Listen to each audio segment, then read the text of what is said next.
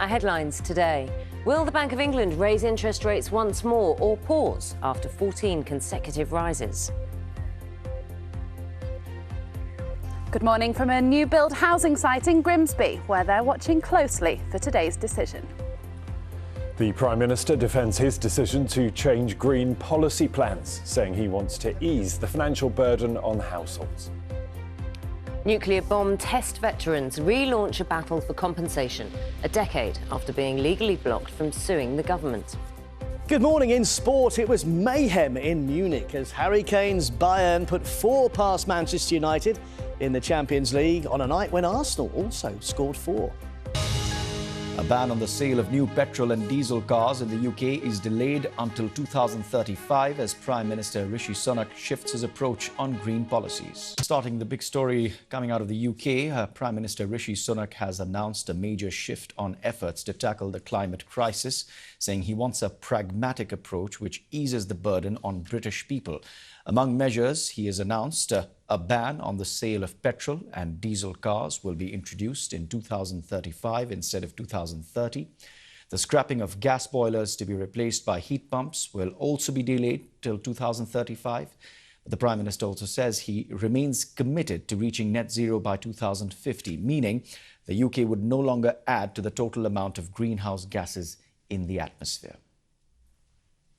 The debate about how we get to net zero has thrown up a range of worrying proposals. And today I want to confirm that under this government, they will never happen. The proposal for government to interfere in how many passengers you can have in your car, I've scrapped it.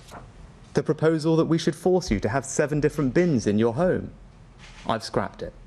The proposal to make you change your diet and harm British farmers by taxing meat, or to create new taxes to discourage flying or going on holiday, I've scrapped those too. And nor will we ban new oil and gas in the North Sea, which would simply leave us reliant on expensive imported energy from foreign dictators like Putin. We will never impose these unnecessary and heavy-handed measures on you, the British people. But we will still meet our international commitments and hit net zero by 2050.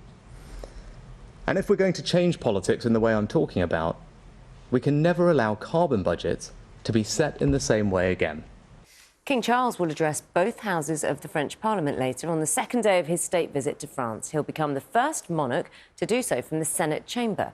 Last night, at a banquet at the Palace of Versailles, the King spoke about strengthening the friendship between France and the UK. The changing climate is affecting the numbers, distribution and behaviours of migratory birds, including cuckoos and chiffchaffs, this according to a new report.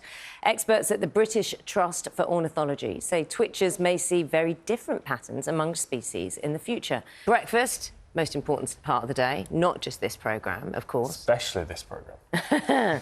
OK, but whose job is it to tidy up? Are you the tidy-upper or the maker? Neither. Is that really bad? Yes. Actually, I don't have breakfast all that often because I'm either not up or I'm here. So. Oh, that's all right, then, as long as you're all right. New figures suggest that although the majority of people agree that household chores should be shared, it's women who still generally do them. More than 3/4 of respondents to the British Social Attitudes Survey said domestic labour should be split, but 63% of women said that they did more than what's considered their fair share of the housework.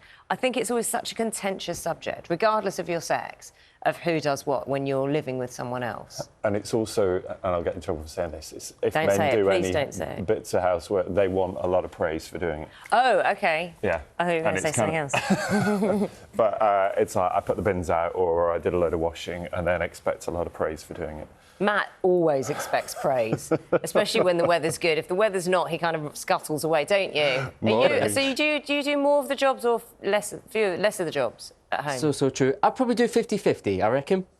Oh, you're so perfect. You're so perfect. Let's have a look at the newspapers today and the Prime Minister's speech in which he outlined changes to the government's climate policy yesterday dominates the papers alongside a green-coloured Mr Sunak. The Eye calls the changes an election challenge to Labour.